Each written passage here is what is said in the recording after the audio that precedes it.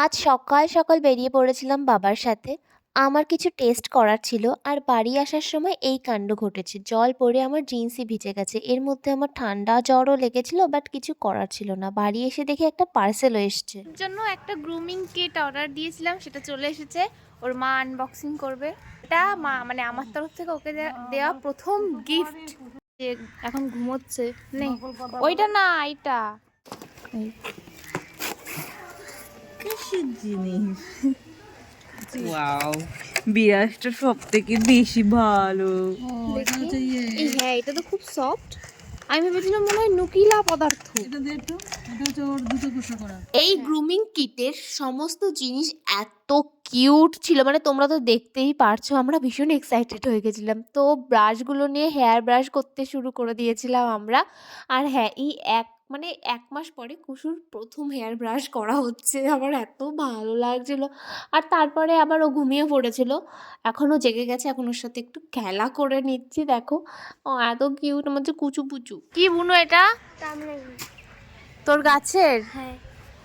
কি কিউট। আমার খাবো আমি? গাছ কোথায়? আমি গাছ এখনো দেখতে পারলাম না, গাছের কামরাঙাও হয়ে গেছে। মিষ্টি। হুম।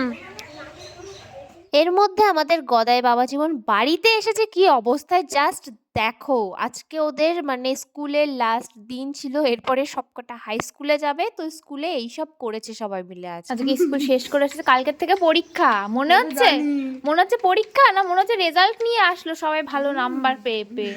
এত খুশি এরা আজকে।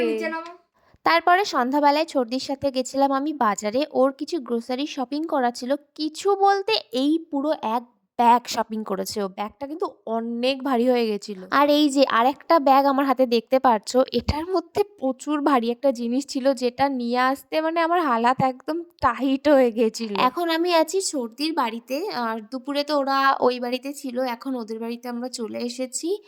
আর এই যে এর মধ্যে ছিল শিলনোড়া। চলো গিয়ে দেখে আসি কুসুরানি কি করছে। ব্যাস, এই যে ঘুমোচ্ছে। একটু আগে ফোন করেছিলাম বাজারে থাকতে, তখন জেগে দাদার সাথে দিদুনের সাথে খেলা করছিল। বাট আমরা আসার কিছুক্ষণ আগে ঘুমিয়ে পড়েছে।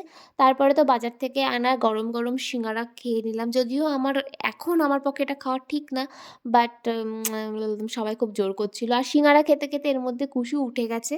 ওকে নিয়ে এখন আমি ঘুম পাড়াচ্ছি। আর এদিকে চলে এসেছে চা আর মুড়ি মাখা। সো আজকের ব্লগটা এখানেই শেষ করছি। দেখা হচ্ছে নেক্সট ব্লগে। টাটা।